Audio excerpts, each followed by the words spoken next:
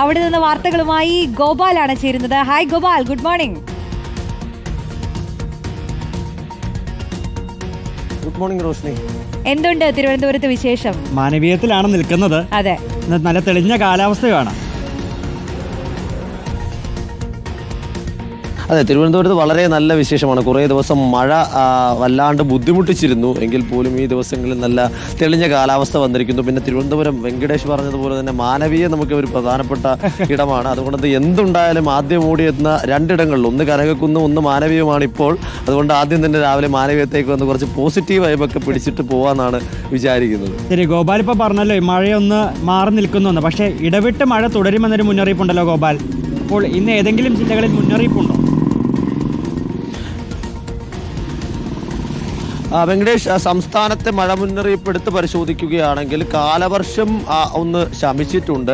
പൂർണ്ണമായിട്ടും ഒരു മഴയുടെ സാഹചര്യം എന്ന് പറയാൻ പറ്റില്ല നമുക്ക് ഒരു ജില്ലകളിലും. അതുകൊണ്ട് തന്നെ ഒരു ജില്ലയിലും ഇന്ന് മഴയുടെ മുന്നറിയിപ്പും നൽകിയിട്ടില്ല. പക്ഷേ അപ്പോഴും ഒറ്റപ്പെട്ട ജില്ലകളിൽ ഇടപെട്ട് മഴ പെയ്യാനുള്ള സാധ്യതയാണ് കേന്ദ്ര കാലാവസ്ഥാ വകുപ്പ് പ്രവചിക്കുന്നത്. അതുകൊണ്ട് അങ്ങനെ മഴ മൊത്തത്തിലങ്ങ് മാറിയെന്ന് വിചാരിക്കരുത്. അവിടെയും ഇവിടെയും ഒക്കെ ഇടയ്ക്കൊക്കെ ഒന്ന് മഴ കിട്ടും. ആ മഴ എല്ലാവരും ഒന്ന് പ്രതീക്ഷിച്ചിരിക്കും. അതിനോടൊപ്പം തന്നെ ശക്തമായ കാറ്റിനുള്ളൊരു സാധ്യത കൂടി ഈ ഘട്ടത്തിൽ പ്രവചിക്കുന്നുണ്ട്. 40 കിലോമീറ്റർ വരെ വേഗത്തിൽ ഈ ദിവസങ്ങളിൽ, അതായത് ഈ വരുന്ന ഒരാഴ്ചക്കാലത്തെ ദിവസങ്ങളിൽ ശക്തമായ കാറ്റ് വീശാനുള്ള സാധ്യതയുണ്ട്. അതുകൊണ്ട് കാറ്റടിച്ച അപകടങ്ങൾ ഉണ്ടാകുന്ന തീരമേഖല പോലെയുള്ള ഇടങ്ങളിൽ, മലയോര മേഖല പോലുള്ള ഇടങ്ങളിൽ ഉള്ളവർ ഒന്ന് ജാഗ്രത പാലിച്ചേക്കണം. അങ്ങ് വലിയ പ്രതിസന്ധിയോ വലിയ പ്രശ്നങ്ങളിലേക്കോ ഒന്നും പോകില്ല. എന്നാലും അപകടങ്ങൾ ഉണ്ടാകാതിരിക്കുക എന്നതാണല്ലോ പ്രധാനപ്പെട്ട കാര്യം. അതുകൊണ്ട് അതൊന്ന് ശ്രദ്ധയിൽ വെച്ചേക്കണം. നേരത്തെ ഉണ്ടായിരുന്ന മത്സ്യബന്ധനത്തിന് നൽകിയിരുന്ന വിലക്കുകളെല്ലാം തന്നെ ഇതിനോടകം തന്നെ പിൻവലിച്ചിട്ടുണ്ട്. അതുകൊണ്ട് കാലാവസ്ഥ ഏകദേശം പഴയ രീതിയിലേക്ക്, ഒരു സന്തുലിതമായ രീതിയിലേക്ക് മടങ്ങിയെത്തുന്നു.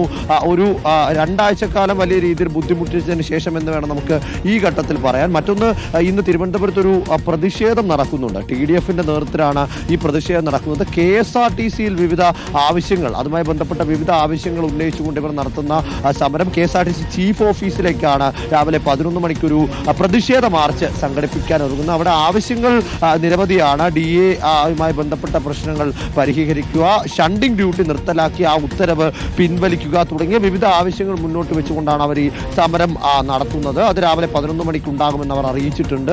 അതിനോടൊപ്പം തന്നെ നേരത്തെ ഈ കോവിഡ് വ്യാപനവുമായി ബന്ധപ്പെട്ട് വലിയ ആശങ്കകളും പ്രതിസന്ധികളും ഒക്കെ ഈ ദിവസങ്ങളിൽ വന്നിരുന്നു. ആൾക്കാരൊക്കെ പാനിക് ആവുന്നൊരു സ്ഥിതി ഉണ്ടായിരുന്നു. അപ്പോൾ അതുമായി ബന്ധപ്പെട്ട് ഇന്ത്യൻ മെഡിക്കൽ അസോസിയേഷൻ ഒരു അറിയിപ്പ്, ഒരു ജാഗ്രതാ നിർദ്ദേശം അല്ലെങ്കിൽ ഒരു വാർത്താക്കുറിപ്പ് പുറത്തിറക്കിയിട്ടുണ്ട്. അതിൽ പറയുന്നത് ആരും ആശങ്കപ്പെടേണ്ട ഒരു സാഹചര്യവും നിലവിൽ സംസ്ഥാനത്തോ രാജ്യത്തോ ഇല്ല.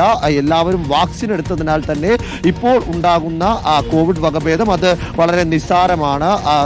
ഗുരുതരമല്ലാത്ത ആരോഗ്യ പ്രശ്നങ്ങൾ ഉണ്ടാക്കുന്ന ഒമിക്രോൺ, LF1, JF1 എന്നീ വകഭേദങ്ങളാണ് നിലവിൽ വ്യാപിച്ചുകൊണ്ടിരിക്കുന്നത്. അതുകൊണ്ട് തന്നെ അത് ചെറിയ അസ്വസ്ഥതയൊക്കെ ഉണ്ടാക്കി അങ്ങനെ അങ്ങ് പോകും. അതിനെപ്പറ്റി ആലോചിച്ച് ആരും ആശങ്കപ്പെടേണ്ടതില്ല, ബുദ്ധിമുട്ടേണ്ടതില്ല. അത് ആലോചിച്ച് പ്രഷർ കൂട്ടി അസുഖങ്ങളൊന്നും ഉണ്ടാക്കരുത് എന്നുള്ള ഒരു അഭ്യർത്ഥന കൂടി അവർ ഈ ഘട്ടത്തിൽ മുന്നോട്ട് വെക്കുന്നുണ്ട്. പിന്നൊന്ന്, ജൂൺ 5 നേരത്തെ ഈ ബുള്ളറ്റിൻ തുടങ്ങിയപ്പോൾ നമ്മൾ പറഞ്ഞു തുടങ്ങിയതാണ്, പരിസ്ഥിതി ദിനമാണ്. അപ്പോൾ പരിസ്ഥിതി ദിനവുമായി ബന്ധപ്പെട്ട നിരവധി പരിപാടികൾ തലസ്ഥാനത്തുടനീളം, അതായത് സ്കൂളുകൾ മുതൽ എല്ലാ തരത്തിലേക്കുള്ള രാഷ്ട്രീയ പാർട്ടികൾ, അതിനോടൊപ്പം തന്നെ ഭരണസിരാ കേന്ദ്രങ്ങൾ, ജനപ്രതിനിധികൾ, മന്ത്രിമാർ, MLA-മാർ എല്ലാവരും തന്നെ ഇന്ന് ഇതിന്റെ ഭാഗമാകുന്നുണ്ട്. മുഖ്യമന്ത്രി പിണറായി വിജയൻ ഹരിത കേരള മിഷന്റെ ഒരു ക്യാമ്പയിൻ ഇന്ന് തുടക്കമിടുകയാണ്. അതിന്റെ ഉദ്ഘാടനം മുഖ്യമന്ത്രി പിണറായി വിജയനാണ് നിർവഹിക്കുന്നത്. 1 കോടി തൈകൾ സംസ്ഥാനത്തുടനീളം നടുക എന്ന നമുക്കൊരു തൈ നടാം എന്ന ജനകീയ ക്യാമ്പയിന്റെ ഉദ്ഘാടനം ഉച്ചയ്ക്ക് 3:30 മുഖ്യമന്ത്രി പിണറായി വിജയൻ തന്റെ സ്വന്തം വസതിയായ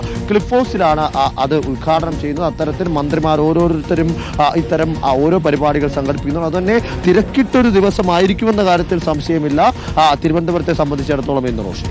ഓക്കെ, അപ്പൊ എന്തായാലും കൂടുതൽ തിരക്കുണ്ടാകട്ടെ. ആളുകളെല്ലാം സജീവമായിക്കൊണ്ടിരിക്കുകയാണ്. തിരുവനന്തപുരത്തെ വിശേഷങ്ങളും വാർത്തകളുമാണ് ഗോപാൽ.